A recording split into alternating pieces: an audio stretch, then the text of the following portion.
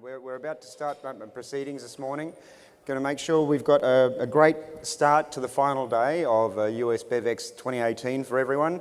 Thanks very much for turning up this morning, for settling in, making yourself comfortable, enjoying the pastries, coffee. I know I haven't had enough caffeine this morning, but I'm sure I'll be able to manage all the same. For this presentation this morning with Eric Guerra on winning against all odds. The third general session of US BevExpo, and essentially an opportunity to show you some of the great things that we've learnt about the differences and opportunities that are available to the wine sector here on the East.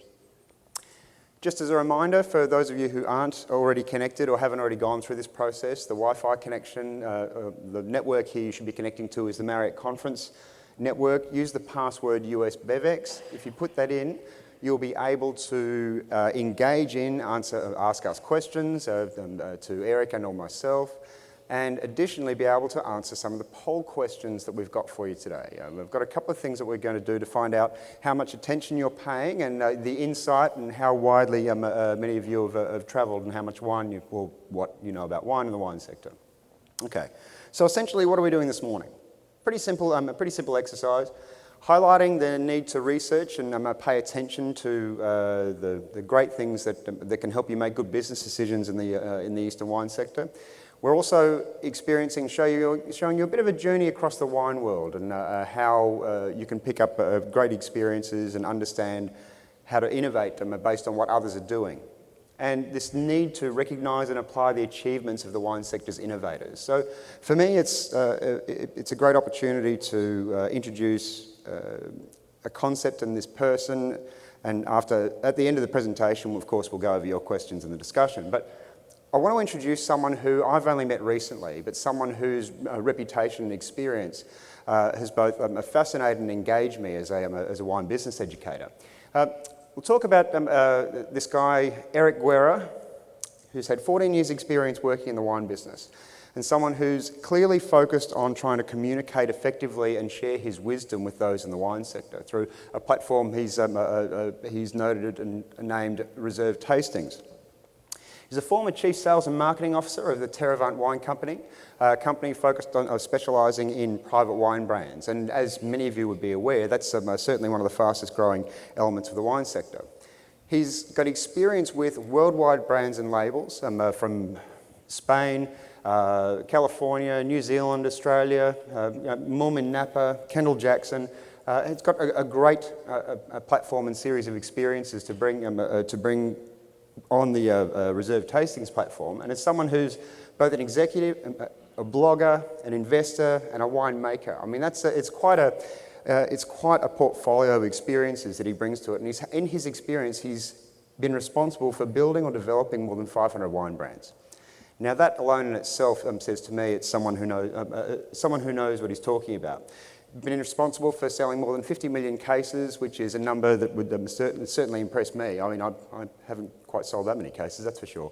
And helped build up award-winning labels, including the San Francisco Chronicles label award that was launched in 2016 for the best winery label. So, without further ado, I will hand over to Eric Guerra once I show you how to connect to this presentation. Get on US BevEx 2018 on Slido. For those of you who haven't done this already, if you open up a browser in your mobile device or your smart device or your tablet, whatever you may have, type in SLIDO, and if you click on the link, that will come up on screen.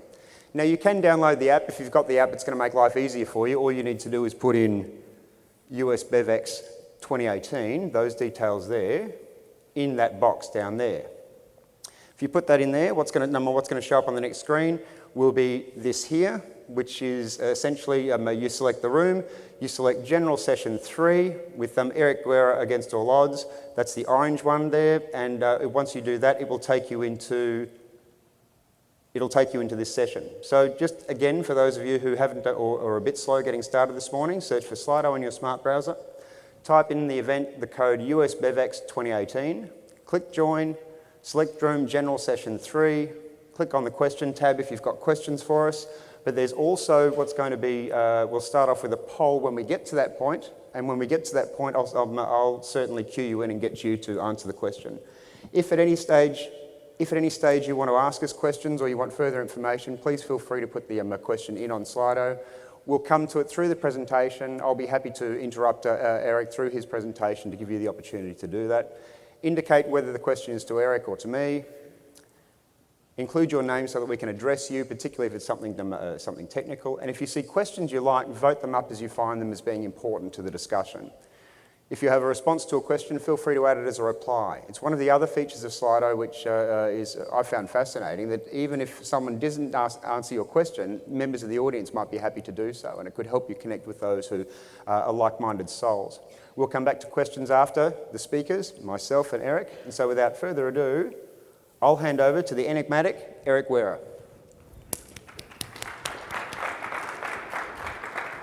So, good morning. After listening to him introduce me, and he is a brilliant man, Dr. Wilson, but he sounds brilliant with the accent, so I'm convinced now that I'm going to have him introduce me everywhere I go in the world now. I think even when I just enter a room into a business meeting, I'm going to have Damien come in first, because that is about the coolest I've ever sounded in my life. I was up there going, holy shit, I did all those things? That's pretty cool. Truth be told, out of the 50 million cases, though, I probably drank about 10 million of those. So I don't know, maybe there's a plus or minus in that.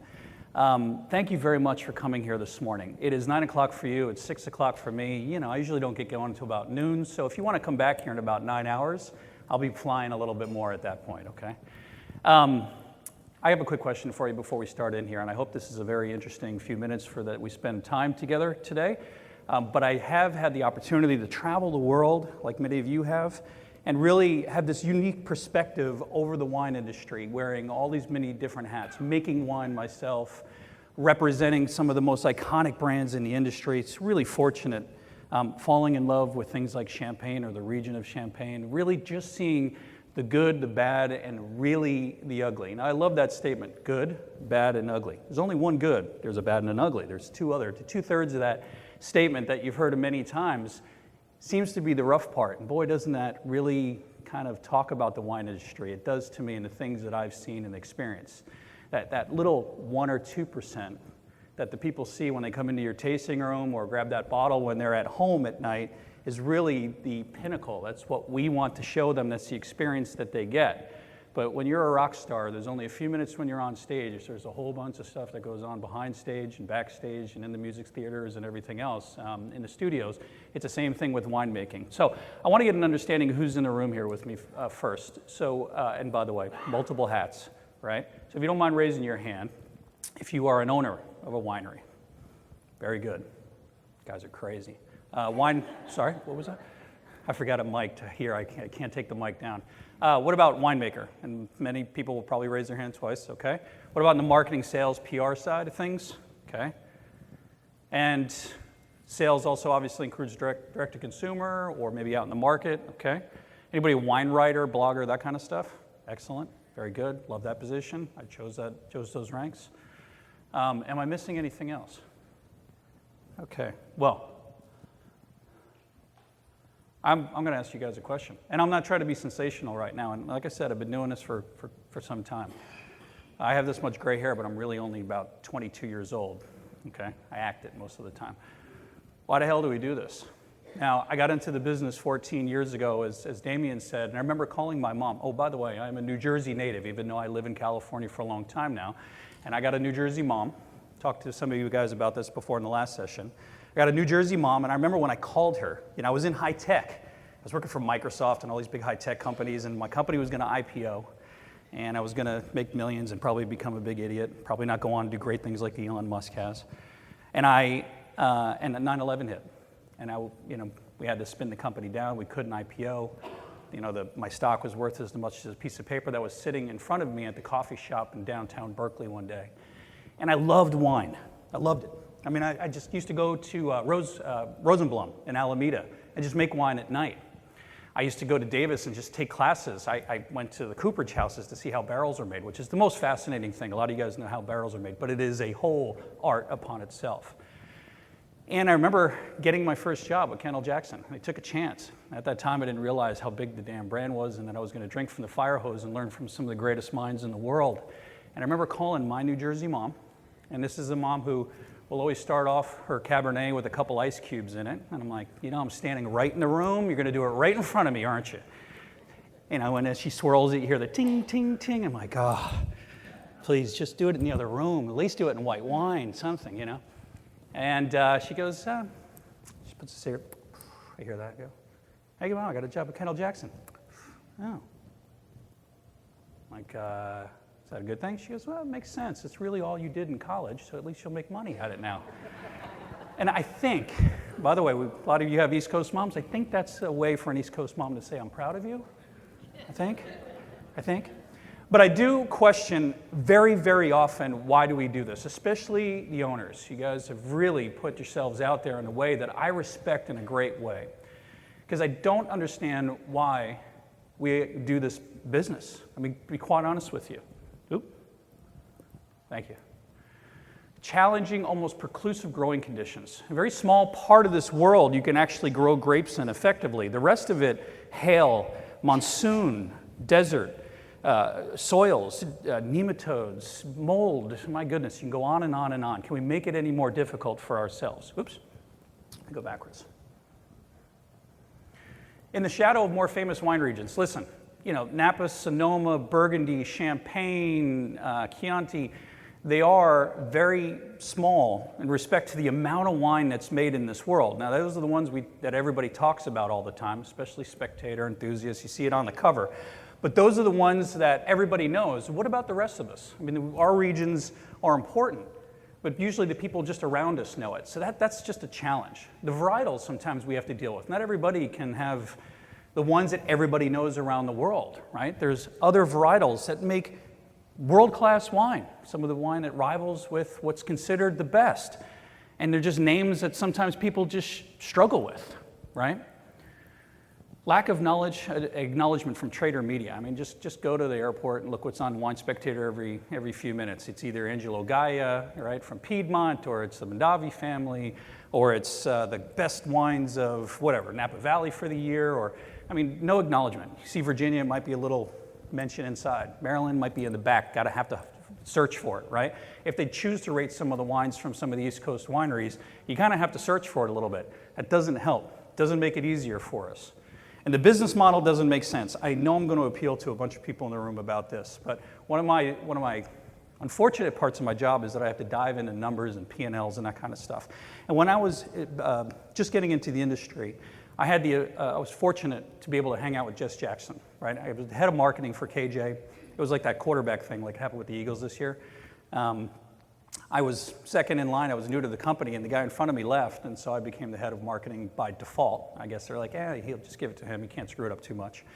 And so I got, again, this really great kind of experience. But what Jess Jackson said to me, I said to him one day, and he was a rough dude. He's a legend, right? Say what you want about him, but he revolutionized our industry as one of the greats.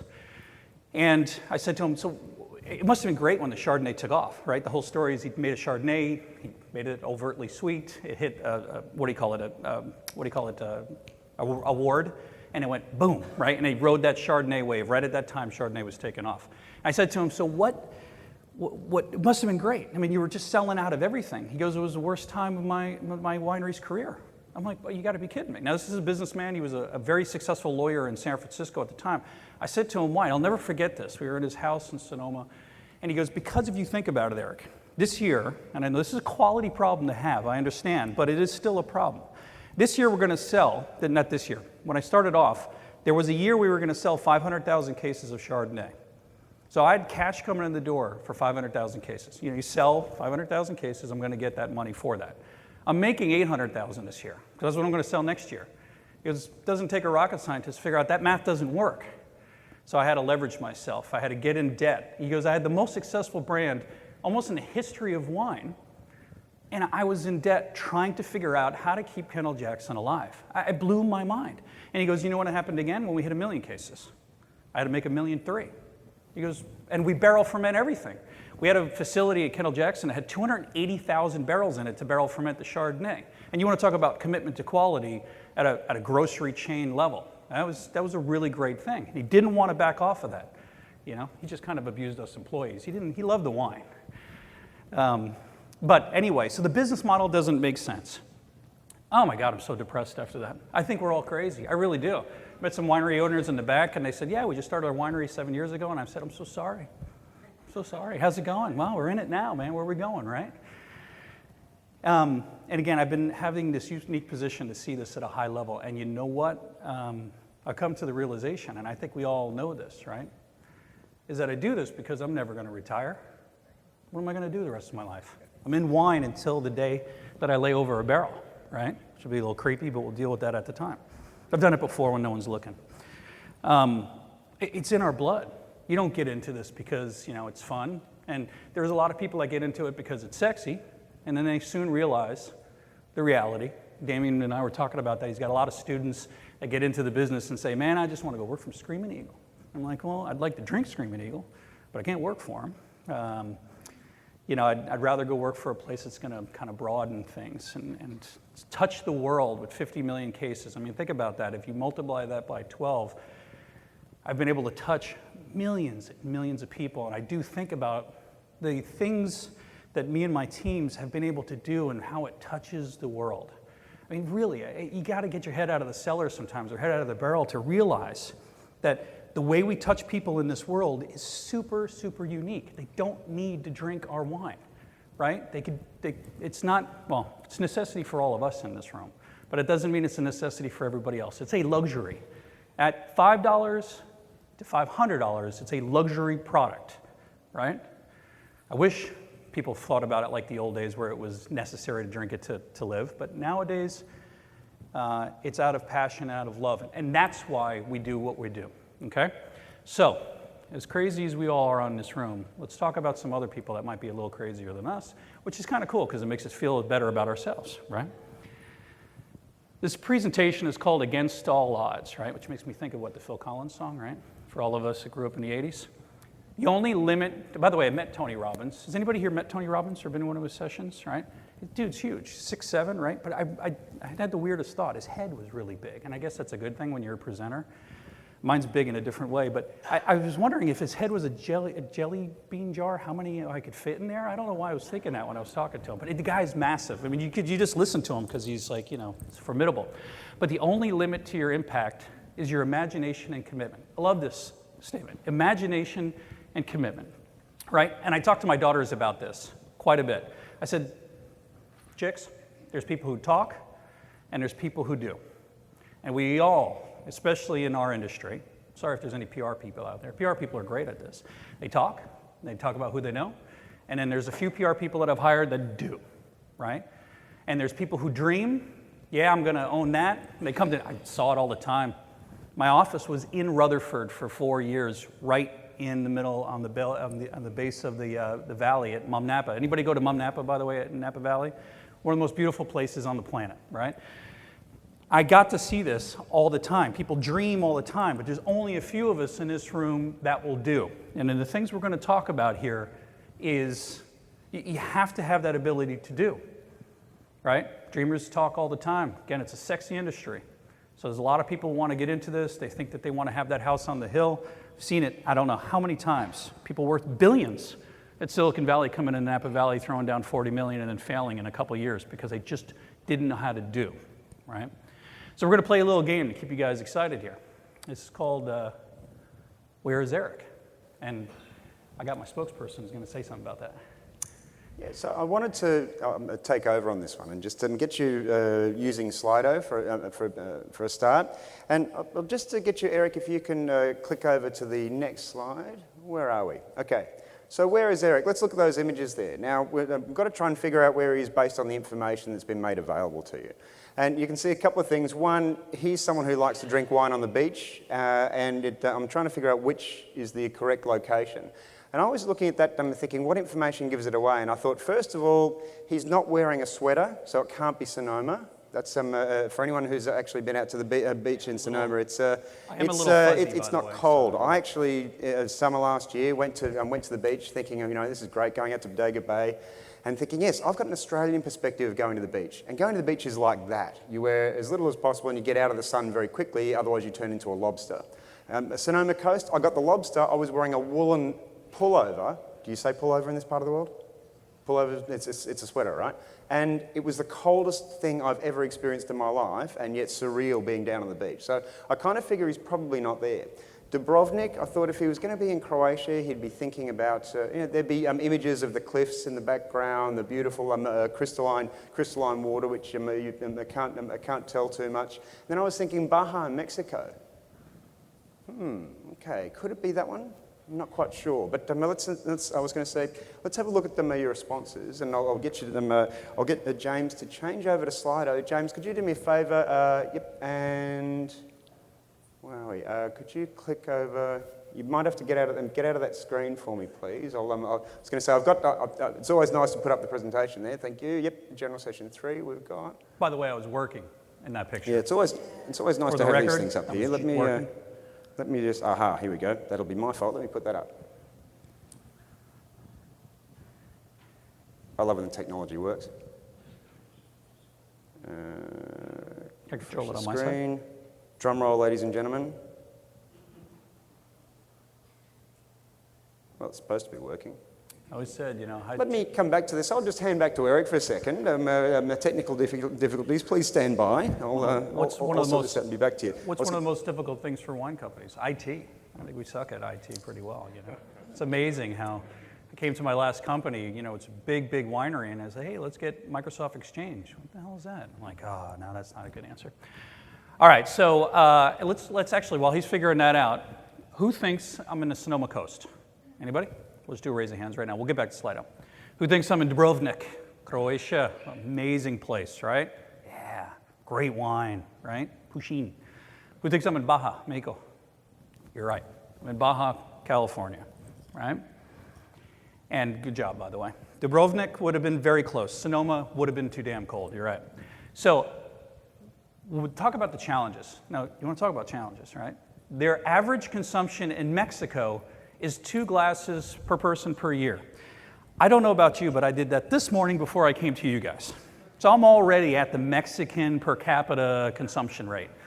I think if I went to that country and lived there, it would go up to 4, just by having someone like you, me, in the country, right? We all know that it is not an easy place. We love to visit, but we know that it's not an easy place to do business because of the civil unrest, the government, the murders that are going on. I mean, it just happened in Cabo not too long ago. It's just a really, really difficult environment to do business in. And also, listen, you guys have been to Mexico. Hot, dry, arid, pretty consistent through most of the country, if not just Baja. And so there was a couple dudes at one point standing in Baja and went, yeah, let's grow grapes here. It sounds great. It's just as crazy as us. And I love that, right? They had the passion for wine. They looked at what they had in front of them, and they said, okay, let's figure this out. So what did they do? They planted vines at higher altitudes, right? So first, if you go down to Baja, the main wine-growing region is Valle de Guadalupe. And it's inland a little bit, right? Baja's not a big place. And when you go into this area, you'll see that it's not a lot of altitude there, but they tried to work with what they had. They looked at the environment and said, okay, this is what we have to work with, let's work with this. So the first thing that they do is they figure out where is the best locations to do this, okay? And it doesn't come without their challenges, their soil challenges, their condition challenges, the irrigation there. They have to use quite a bit of water, obviously, because it's so dry. They do trial and error with grape varietals. Right? And I love this. They try a whole bunch of things that we didn't hear about 10, 20 years ago, like very much what I've been hearing quite a bit when I'm around all of you for the last couple of days. I hear people saying, this is working here, this isn't working here. I love hearing that. It's really great to hear you guys figure out what's working and what's not. It's really brilliant. And being self-aware to know when something doesn't work, to let it go and move on to something else. And that's what these guys did as well. And we'll talk about the wine in a second. Now this is excellent. Then they band together, right? There's a couple wineries in that area. Now there's a lot more. And they went after tourists. Now, not all of us have wineries in places where thousands and thousands of people come to, right? That's one of our challenges. We got to figure out how to get people to my tasting room or my winery. You've been to Baja before. What, millions of people go there every year? But the nature of the people that go there are little partiers, right? More Corona drinkers, younger audience. So they went after that tourism. But they went after the higher kind of cut of it. They didn't go after the 19-year-old or well, that's probably 21-year-old San Diego State students. They went after the millennials or people that were late 20s, early 30s, and they created an environment at the wineries and said, instead of going to wherever, Ensenada, come here and you're going to have the greatest time in your life. It's going to be more civil, but it'll still be Baja. And they created this tourism, and it was amazing. Now, it's one of the most highest growing visitation areas in the world growing for wineries, Baja California. Now, when I was at Allied Domecq, which owned when I was at Mum Napa, talked about those big company names, we got bought by a big, goofy company in France called Pernod Ricard. Goofy, right? One of the biggest companies in the world. And when this happens, inventory kind of gets mixed in the middle. I won't bore you guys with the business details, but what happened was we had millions of cases of wine, and a whole bunch of it got written down, right? You know, when you do this, they are able to write off the books the bad stuff or the stuff that's maybe old vintage or whatever it is. So I got a call one day, and they say, Eric, there's a truck at the back dock. I'm like, cool. Go downstairs, a couple pallets of wine come off it, mixed cases. And it started shaking a little bit. I had to sit down for a minute. I'm like, oh my God, I see champagne in there. I see Rioja in there. I mean, this is all wine that basically, technically doesn't exist anymore, meaning it's off the books. And they just delivered it to our winery because, you know, what are they going to do with it? They had to move it out of the warehouse. They had to bring it to the winery. So the winemakers and I, after we stopped jumping around like little kids, like, yay, we grabbed a bunch of bottles, and we wanted to take them upstairs to try to do a trial. Now, we had a New Zealand Sauvignon Blanc, we had a Campo Viejo Tempranillo, we had all these different wines, champagnes, right? And we did a little tasting. I would say the second best wine, because the number one wine was a Perrier-Jouet Blanc de Blanc, which is about as special as experience gets. But the second best wine was Chenin Blanc, which they figured out what they could do in Baja. Chenin Blanc, Baja California wine. Didn't even know we owned a winery. This is 10 years ago in Baja. It was the second best wine. Changed my mind right there. I'm like, they absolutely can make wine good. I started asking questions. Obviously, they imported this. Must be California wine that they imported. No, grew it down there, made it, and 10 years later, here we are in one of the greatest wine growing regions in the world. Now, the coolest thing, I don't know if you guys knew this. This is pretty neat. When I did the research, you know, we all talk about the oldest winery. I think the East Coast has the first planted, the oldest winery. LA says it's first grapes. Everybody's got the oldest. This is the oldest in North America. Okay, in American.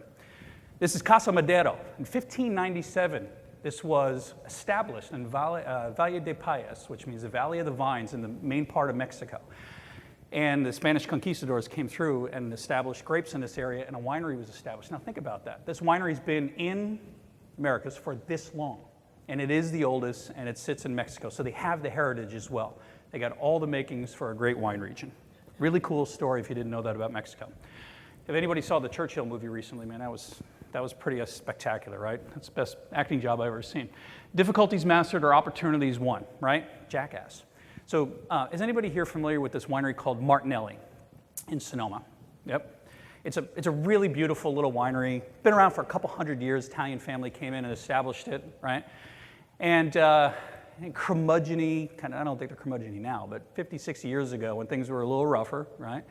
You're standing up on the hill, and the old man, who was, I guess, the great-grandson of the founder, was looking up on this hill, and his wife was standing next to him. Now, his wife was notoriously pretty rough lady, you know. She ran the show in that place, man. It wasn't easy. He was always out in the vineyard, so she's running the show with the kids and the winery and everything else, right? And he goes, you know what? I was looking at that hill. I think I'm going to plant grapes on this. This is a true story. And it was a 60-degree angle. Now, if you guys have gone skiing, black diamonds are 60, 65 degrees, so it's kind of a little hard to grow grapes on that kind of an angle, right? She goes, you're a jackass if you plant grapes on that hill. And to this day, the Jackass Zinfandel is one of the best wines that they have, highest selling wines, highest rated wines, and it's made by one of the most famous winemakers, Helen Turley. By the way, if you did $35 a bottle, it's like that little, it's one of those little things that not a lot of people know because she learned how to make wine there, and so she's always made wine for them at a cheap price. So, difficulties mastered. 60 degrees mastered became an opportunity won for him. I don't know if he won in the end. He probably pissed her off pretty good, but at least he's got Jackass Hill. And you got to go to the website and check it out. He's got a tractor that he kind of almost, it looks like it's sliding down a hill. He actually has to ride the tractor sideways. It's pretty amazing. All right, let's see if it works this time. Okay, let's see if I can get this to work a little bit more effectively this time. I think I'm on top of things. Now, James, could you turn over? Let's have a look at how you did on the first question to begin with. First question, we'll see how you guys went with the answer of where he was on the beach. And yes, correctly, most of you picked up on Baja. Now, let me look and change things over now and get you to go back in and change it back for us if you could, please, James. Okay, when you get back into Slido now, once it updates, the network's up, obviously everyone's jumping on now and it's happening a little slowly. You've got a second choice here. 3 choices about where Eric is enjoying a nice picture of vino next to a charming little vine nest. So is he in the Canary Islands in Spain? What are you looking for if it's going to be in Spanish? I mean, there's the sky. Certainly, there's not a cloud in the sky, and it's not raining. So, thinking that would be more likely for Portugal for me. And I'm looking for Greece. Now, if it was in Greece, I'd be expecting some smoke coming off the beach there while there's octopus being barbecued. I'd probably be expecting him to be drinking ouzo. But you're looking out in the background. You can see the architecture through the window. Does that give away anything? Pico Island. I would have thought he'd be more likely to be drinking Madeira or something there, but I'm not quite sure. But definitely one of those 3. And so on that note, I'll get you all to put in your responses on Slido to that second poll and see how Eric's vine nest is going, and we'll put up your answers. By the way, I'm working here. I'm working. Yeah. Right? Okay, so give you a minute. I was going to say, okay, we've got them there. Okay, let's pull those off at the moment there, James. I was going to say, yeah, let's hide them so we've got the, we'll get the answers, get your votes in, and find out which is going to work. Who's going to say which is which? Going to be more difficult. Okay, more difficult to determine. We've got a few votes going in there. We'll let you choose that screen. Okay. Still on the old question, and we'll let you choose that screen. Yeah, exactly. Sorry? What's that? I know the software is. I know. I've got the. I can see. I've got 8 votes in here. It's showing me, but it's not. Okay. Aha. Oh. Yeah. Nice. What was it, really quick? Did put them up there. Yeah. I think it was a flash. What was it? Oh, there you go. Ta-da! Okay, so we've got them. So we've got quite a. It's okay. All right. So now at this point, we've got quite a few there. Santorini, Greece. And what is the answer, Eric? Should we go back to the presentation and see what the response is? I had to make it more difficult because the white buildings gave it away to everybody. Switch it back to the other screen, please. Let's go back and find out. Ta-da! All right. So where am I? I'm in Santorini, Greece. Working, by the way. So let's think about Santorini, Greece. Has a lot of people here been to Greece too? I know I'm asking a lot of questions, but it's always interesting. So you get it. These islands in Greece, out in the middle of nowhere, in the middle of the water, are little volcanic upcrops. This is literally it's a shape of a volcano that exploded. And it's like a moon shape. So it's a volcanic desert. It really is. And you always know when you go to Greece, it's hot. You all see us kind of sweating, browner, right? High humidity. Very, very limited rainfall. High winds. You're out in the middle of an ocean, right? Or whatever it is, sea. And treeless, sandy soils, right? Not a lot of trees grow on an island that just exploded not too long ago, right? So some dude was standing there going, you know what? We need to make grapes here. We need to make a winery. Like, that guy's got to be nuts. Who would look at that terrain and say that they want to make a wine? Now, if you hadn't had a chance to have an Acertico, my goodness, it'll change your life. I became the converted right there, right? Now, first thing is when you look up on these vineyards, you see a hill full of, okay, we have vines, right? And they're kind of rowed, and if they're head trained, still they have some semblance of some, uniformity. They're vines, they look like vines, they're trained on the trellises, whatever it is. Not here. You look out and you see a bunch of little bushes in baskets. I'm like, oh, so they put them in baskets. No, they actually take the vines, they wrap them, they train them in circles. That's the vine right there. They train it in a circle, and then they grow the grapes in the middle of it. You got to be crazy to figure this out. You have to be. You got to be kidding me, right? And so they figured out what they could do with the soil. It protects it from the wind, right? They found that actually when they try to put nutrients in it, it kind of contains itself a little bit inside these baskets. Listen, everybody's got their opinions. They think it works. Based upon the wine that I drank, I believe it does as well. And then they went and tried to figure out the varietals. Now, I talk about a varietal that no one's ever heard of before, other than this area, Acertico. You got to try it. It's amazing. They figured out that Sertico thrives in this region with a couple other little varietals, but this is the predominant grape of Santorini, Greece. The last thing is, Greek food. Greek salads in the US, really good feta. You go to Greece, the feta is different. The tomatoes are different. I mean, it's just the best octopus, like he said, in the world. It is off the charts. So what did they do? Instead of just making a wine and saying, okay, we're just going to make this wine because this is what we could do, they made a wine that fit with their culture. When you go to Greece, most of the islands, you get this food, and the Sertico matches with just about 80% of everything you eat in Greece. I mean, perfectly. Like they meant it. Like they did it. They had difficulties. They had massive difficulties, overcame insurmountable odds, and created a phenomenal wine, a creative wine industry, a thriving wine industry, with a wine that I would say was probably one of the finest white wines I've ever had in my life, in the world. So that is a very, very cool example. On this next one, let's raise hands, okay? So vision is the art of seeing what is invisible to others. Now, the famous story about diamonds, right? Now, this is a fable, and they believe it's a real story, so we'll see. But I'll tell it like it's real because that's the way it was taught to me. So, and I love this story because, to me, it has a lot to do with maybe like Jackass Hill as well, right? There's a gentleman who owned a farm in Africa many years ago, and at that time, like our gold rush, they had a diamond rush. Like, hey, diamonds are found, and everybody was running around trying to figure out how to survive and find diamonds. So this gentleman had a beautiful farm, a bunch of rocks on it, a stream on a mountainside, sold the farm, right? Took his family, went off, tried to find diamonds, never found them. The gentleman who bought the farm figured out that the rocks, I'm giving you the abbreviated version, I'm sure there's a sexier one, found out the rocks were diamonds. They were sitting on one of the largest diamond mines in the world, and in that spot, to this day, is the largest diamond mine in the world, and it's a pretty good chance that some diamonds that are in this room right now came out of this mine. One man's rocks was another man's diamonds, in a really true sense, like Jackass Hill. One person's 60-degree angle was another person's greatest Zinfandel in the area, okay? So, I think this is our last one. Now, don't give it away too much. I won't. All right. I'm going to say Eric. This one's a little more innocuous, right? I'm not sitting on a beach or something, so I'm not exposing myself, which is probably a good thing.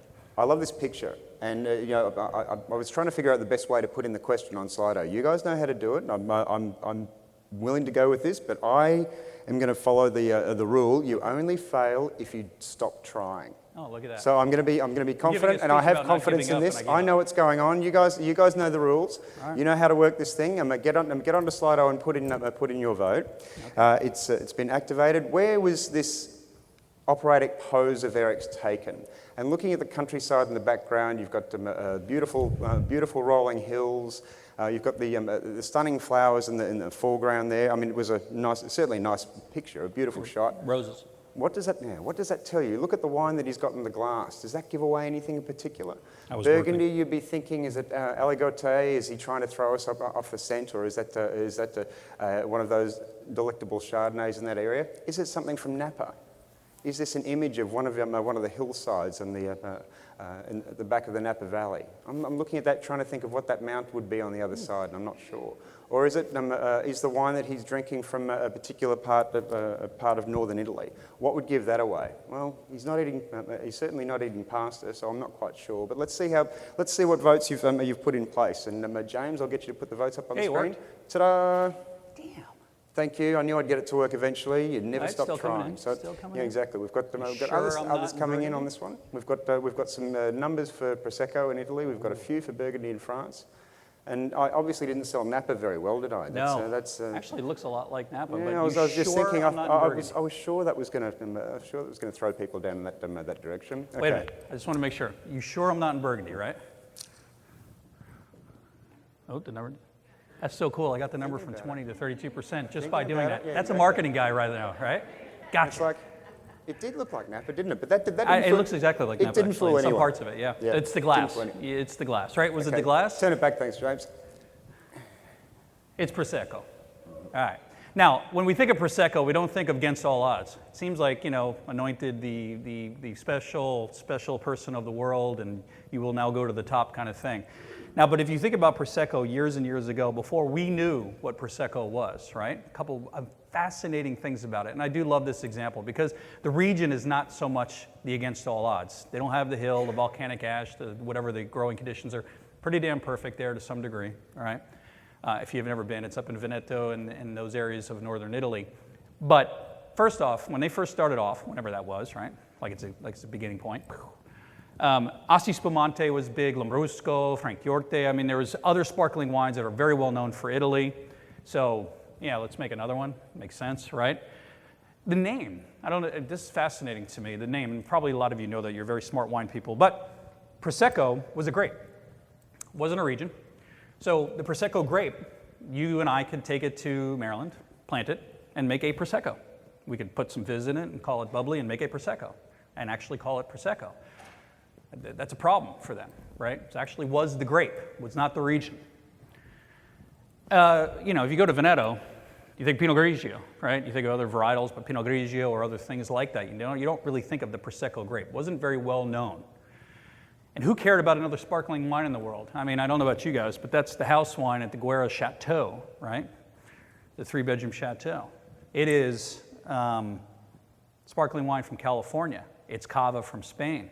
It's the Cremants from France, or the Long Island sparkling wines. There is just so many outstanding and up and down the chain, right? From luxury to $10 and $5 great bubbles around the world. So that's all we needed was another sparkling wine like a hole in the head. And also, it's not a big category. I know this very well because I manage some of the biggest bubble brands in the world. It's not a big category, right? You guys see it in the shelves, right? Champagne and sparkling wine's a little section. It's a great section, but it's a small section because it's hard to get into. So, who cared about another sparkling wine in the world? So that is pretty formidable. That's crazy to think that you're going to be able to change the world. And that's what they did. They changed the world. Now, first is they looked at someone else that was doing it, Champagne. They said, okay, Champagne is not a grape, right? It's a region. So the only way you can call it Champagne, technically, is it has to be grown in that fence area, Champagne. So they changed the name of the grape to Glera, Glera, and they called the area Prosecco. So if you and I can grow Glera, we can make a Prosecco and grow the Glera grape in Virginia, but you can't call it Prosecco. Only call it Prosecco if it comes out of this area, which I'm standing in Val d'Obiadene, which is one of the they're all beautiful, one of the more pretty areas of that region. They understood their strengths and created the style. Now, we all kind of drink Prosecco here, maybe in a Bellini or whatever it is, but it's pretty linear style, right? I mean, there's degrees of decent, but they're all pretty, it's a Prosecco style. I mean, there's no way to put it. You drink Prosecco, you know what it is right away. And I know that they've tried to have me taste other styles and everything, but it's all pretty similar. But they've created that style. They band together. Now they got their region, they got their grape, they got their story. Again, think about how crazy this idea is. And they went out to the world and said, you have to drink this, not champagne level, not bottom level, somewhere in the middle, everyday drinking sparkling wine from this region you never heard before called Prosecco. They had diamonds right underneath their feet. They created this. I mean, they literally created this from rocks sitting underneath their feet. And they use the strengths that they have, and who doesn't know Prosecco now, especially on the East Coast? And when it infiltrates the West Coast, because we're a bunch of California wine snobs out there, right? Now it's actually getting less and less with all these great Italian wines and French wines, and I hope much more East Coast wines coming in soon. They went out and conquered the world. A brilliant, brilliant story. All right. It's kind of fun to do the impossible. Well, it's easy for him to say because he actually did the impossible. He's got the most Oscars, I think, of anybody in the world, at least up to some point. And this is an easy one, half full versus half empty. Again, we know all these people. I've talked about it before. There's doers and there's talkers. Well, there's also people that I've hired and maybe fired or worked with, and there's people who look at things as a problem, and there's people who look at things as an opportunity, okay? And I'm not telling you anything you don't already know, but it's always good to hear it. So when you look at that hill that's 60 degrees, or you get 2 feet of rain in a harvest at one time, there's people who look at it as an opportunity to figure out, how do we do this? Put the scar on you as a war story someday, know what to do with it next time it comes up. And those are the people that look at things half full versus half empty. And I would know that Walt Disney was absolutely one of those people. He would never been able to establish a 16th of what he did without that kind of mentality or those kind of people around him. So the world has many other stories. We're just about at the end of this presentation, and I really do appreciate you guys indulging me in this little trip around the world while I was working, just most of the time. And there's a couple other stories I wanted to share with you. These aren't places that I've been, but it's really fascinating to me. And again, I'm not sure if you have the same reaction I do, but this makes me get up in the morning and go, man, my job's easy. The problems that I have to face are easy. I had to relabel 50,000 cases of a Chardonnay one time because the label was incorrect. We had to soak them all, and we had to hire a team to hand label new ones. That was a problem, right? But we looked at it and said, okay, we could only drink about a couple of those cases, so we better get labeling the rest of them, right? Set up the bins, away we go. A couple of you guys are laughing because I think that's happened in this room a few times maybe, huh? Maybe not 50,000 cases, but it was a pretty big army, a 10,000 square foot warehouse. It was like a whole weekend thing. We did it when the owner was out of town. Jess flew out to his house in Hawaii. We're like, okay, everybody, come on, let's relabel the labels. It's like Dad left the house. Lanzarote, Canary Islands on the moon. We're going to do these really quick, okay? This is great. So there's this place, a little island in the middle of nowhere. Again, now this, Greece was Santorini was a volcanic explosion. This is a true volcanic island. I mean, look at it. It looks like you're on the moon. And they do call it the vineyards on the moon, right? And someone, again, some dude sit there. This place looks great. Black ash. Let's plant grapes here. And someone else said, yeah, that's cool. You got to have that half full versus half empty. I would have not half empty. I'd have all empty. I'm like, you're nuts, dude. Get out of here. Let's go have an Acertico. They're doing it better over there, right? So they found the grape, Bovasia. They found the way to grow it. Obviously, you can see that the soil is a kind of soil that they can dig holes to get it out of the wind in the extreme conditions. Okay. It also gets cold there at night. So one of the things is it retains the heat in there, right? Black retains heat, kind of retains the heat. So there's a whole bunch of reasons. And they even figured out which wind direction was coming in. So they had to make little barriers so that the wind was coming in that direction and wouldn't take the sand, the ash, and throw it into the holes and then cover up the holes. So, I mean, think about the amount of work that goes into this bottle of wine that you can get for over $100 nowadays, US. They created an industry, and and the last thing, just like Baja, they had tourism at the island. So they got together as a community, they got together and created a tourist attraction, and now it's one of the more famous regions in those islands. Now let's go somewhere else. All right, so you're definitely nuts if you're trying to do this. Sahara Vineyards. Now it makes sense that there's wine in Egypt, because isn't that one of the first places that wine was ever found? The resin in the amphoras, try to think, was it 3,000 years ago, something crazy like that, right? Or 3,000 BC, sorry, so 5,000 some odd years ago. All right, carry the one, 5,000 years ago. So they actually do grow wine here, but they can only do it in what place? I mean, most of Egypt is pretty sandy and formidable. Where can they grow vineyards, do you guys think? What's the one thing that you need? Water. So they do it at the delta of the Nile, right, up on the top. Only a few places could do it. You can kind of see there's a little hill there, so they try to create some protection from the extreme winds and the sandstorms that they have. When they have a sandstorm, they'll go out with blowers and blow the sand off the vines, especially off the grapes. They have machinery that goes out into the vineyard to blow the sand off of it so it can continue to ripen. They deal with what do you call it, sun exposure, burn all the time, so their canopies are heavier. I mean, the amount of stuff that they have to deal with is pretty astronomical. They don't have to deal with phylloxera, which is kind of cool, because of the growing conditions, right? And they created a wine, but look at the marketing. I don't know about you guys, but I saw this picture, and I'm like, okay, I got to figure that out. That picture alone, and I love how they embraced the issue. The issue was the sand. You can't grow wine in Egypt, and they went right at it, in the lines and went right at it. Said, I'm going to show people that we did it, and we're going to market it that way. Band together, figured out what they could do, and now took it to the next level. It's the number one wine. There's one winery that is drunk all over Egypt as the number one wine. Okay, get two more examples. Thailand. Now we're going to go from extreme heat to extreme rain. Okay. Now, one growing season, they got a day and a half of total sun of one harvest. Let me say that again. A day and a half of total sun in one harvest. Crazy, right? Doesn't mean it ain't hot. Humidity, mold, mildew. I mean, it's just crazy growing conditions. And the occasional rain. Now, we deal with rain, obviously, especially where you guys live, on a regular basis, especially during harvest. But they deal with rain almost all the time, to the extent that they had to create moats between the vines, like little mini Venice Italies, right? And the reason they do this is because the rain comes down so hard it would just flood everything. So they needed a way for the water to get out of the vineyards, right? But it had to be like in between the rows. It couldn't be off to the side of the vineyard because everything would have just pooled. A billionaire helped revolutionize this industry, the guy who created Red Bull. And he loved wine so much, he's like, I want the Thai wine to be the best wine in the world. And so he created a lot of these methods, and then they actually harvest the grapes by gondolas in a lot of these vineyards. In other places, they don't. But it's just a brilliant, beautiful story. When you think your day is hard for harvest, this is a pretty rough day.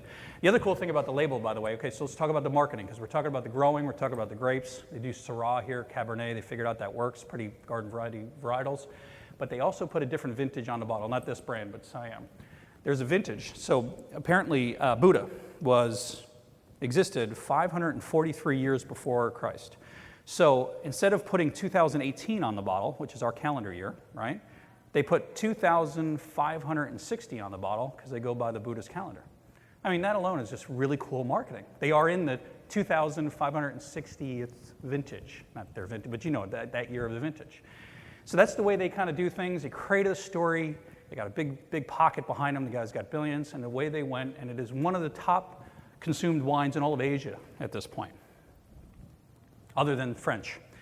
My last and my very favorite story, because sparkling wine is near and dear to me and many of you here, okay?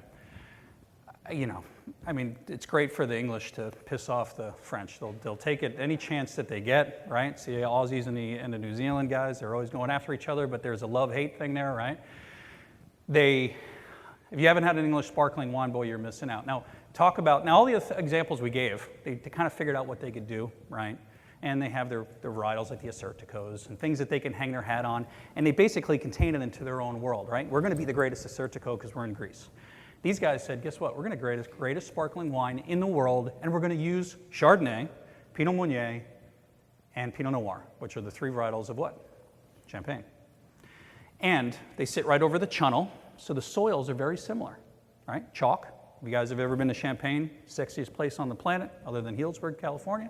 And if you go into the caves, you can see that there's miles and miles of chalk, and it's part of the flavor, it's part of the art of Champagne. So they had everything that they needed except the weather. And there's a cool thing going on right now called global warming that helped them with that. So they just found out within the last 10 years that those extra couple weeks of ripening now are happening. And now they're starting to, now the one thing they don't have is age and history, right? You know, the Champagne dudes have age and history up to the world wars, unfortunately. But they have age and history.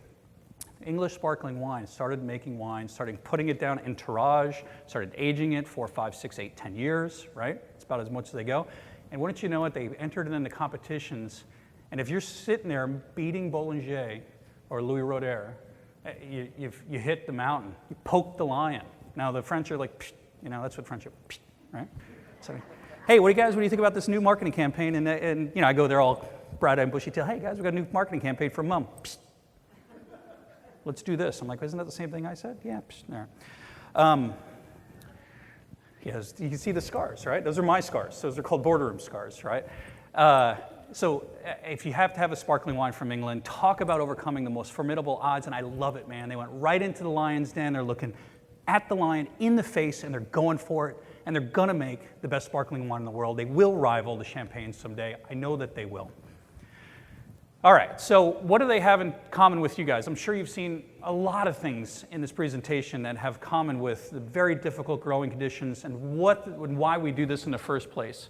Extreme growing conditions embraced. I don't know if we embrace them, but we figure them out, right? In the shadow of well-known wine regions. You know, and as much as I know about English sparkling wine, I still can't tell you what some of the regions' names are. I know Champagne, but I don't know them. So they're still in the shadow, and they will be in the shadow for quite some time, but they're not going to give up, nor will their sons or daughters or their ancestors. They're going to keep at it. And what I mean by location is everything, is they embrace it. What's the tagline for the Egyptian wines, right? Wines from the sands. They embrace it. They embrace the biggest challenge and use it as a marketing tool. Brand awareness and visitation with unique marketing, okay? That's the Baja example where they got together and said, okay, we got to have a story here. Let's get people here. We already have people coming into the area. Now we're going to give them a reason to come here and drink our wine, right? Misunderstood quality perception overcome.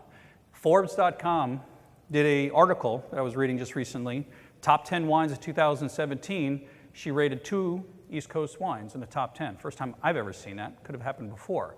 That's called misunderstood quality, perception, overcome. By having other people tell people how cool you are.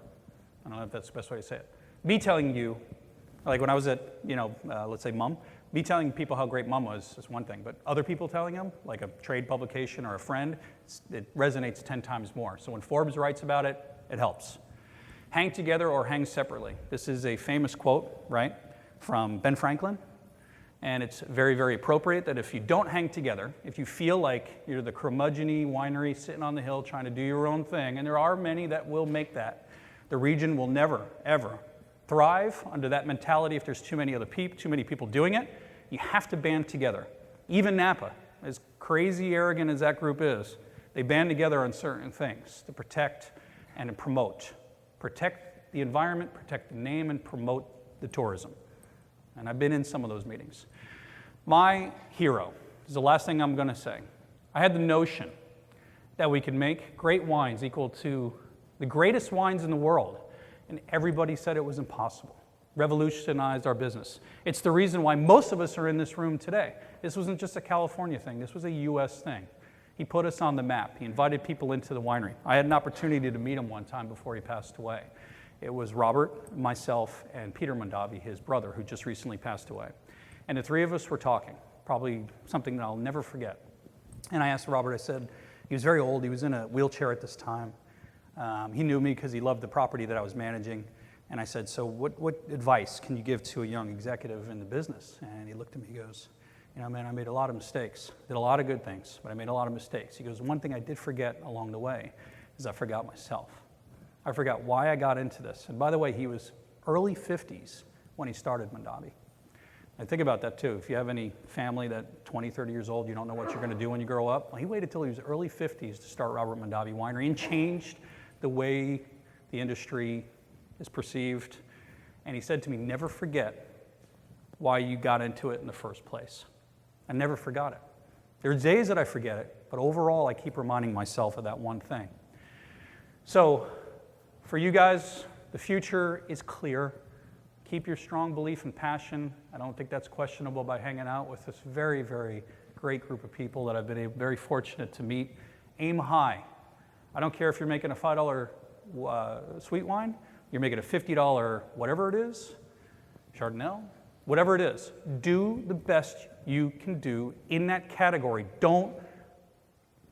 Please don't settle. Say that whatever happened this year, I can do better. Constantly think to yourself that you could do better. The greatest wineries that I've managed have said that to the day that I had them. They were massively successful, and it was almost like they weren't, because every day we were trying to figure out how to make it greater and have more people drink it. Stick to your strengths. Don't try to be something that you're not. Prosecco does sparkling wine, right? I'm sure they make some red wines in there. We don't know about them. Be relentless, okay? Get knocked down. Drink too much, get up the next day, and go back at it. One for all. As I mentioned this before, you got to stick together. You have to hang together, or you absolutely will more assuredly hang separately, and you will see other regions that are not too far from you take off, and others that do. Napa took off, Sonoma didn't. Sonoma figured it out, they started to take off. And there's thousands of examples like that around the world. Never forget why you started in the first place. So I want to thank Robert Mondavi for that. I want to thank all of you very much for being here today. I hope that was informative, kind of like my Tony Robbins wine speech. We traveled the world together. Hopefully you learned a couple things, made you feel a little bit better about the patch of grass that you're on. It's been my absolute pleasure being in front of all of you today, and I thank you so much for your time.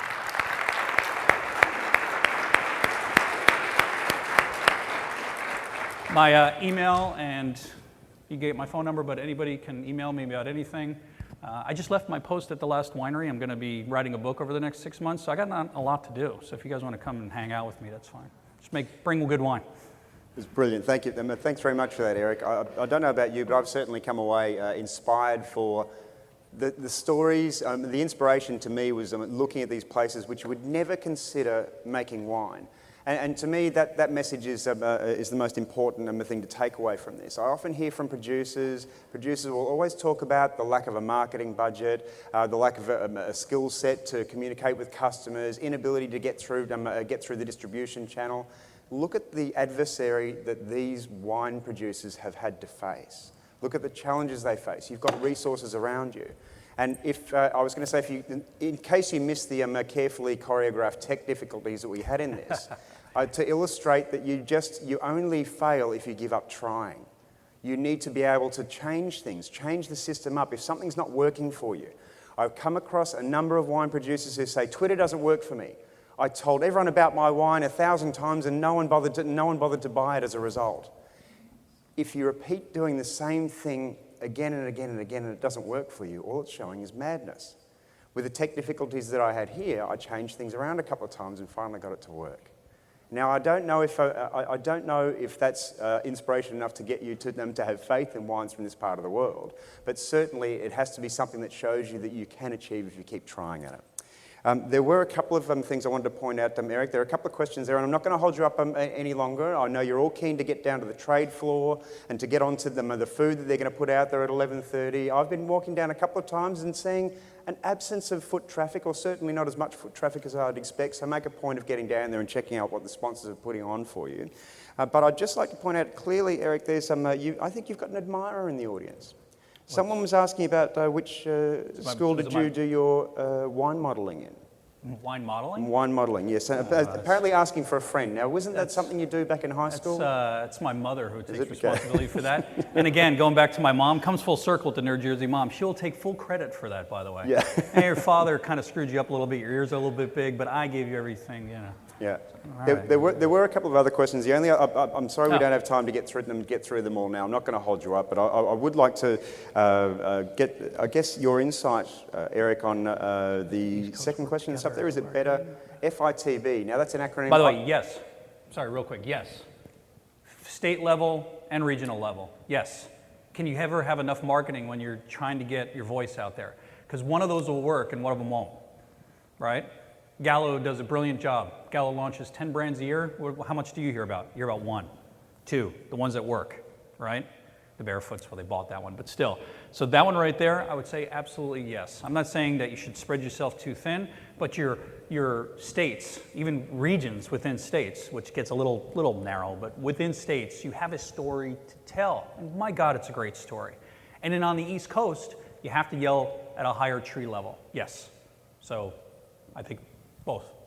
And for the rest of the questions, I'll get Eric to put up some answers on reserve tastings for you to have a look at. So he's got some time to give thoughtful, considered, detailed answers for you all, an opportunity for you all to connect. And I was going to say, just on that point, I was saying exactly the same thing. If you're looking at trying to communicate a region, it needs to be big enough that people can see it, and small enough so it's individual, so that people recognise the value. He says it cooler than me. That's certainly something that we've done a lot of research on. So, look, ladies and gentlemen, thank you very much for coming. Take your time, go out, grab some coffee, and get down and have lunch downstairs with the sponsors on the trade floor. Have a look around before having something to eat at 11:30. Thank you, George. Ladies and gentlemen. Thank you.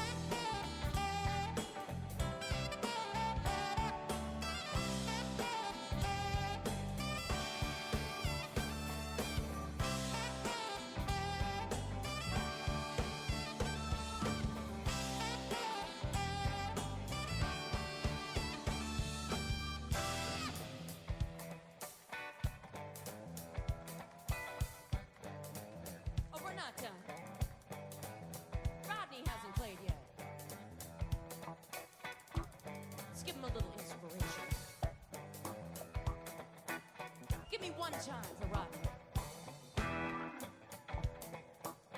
Make it 2 times. Give me 4 times. Maybe 5.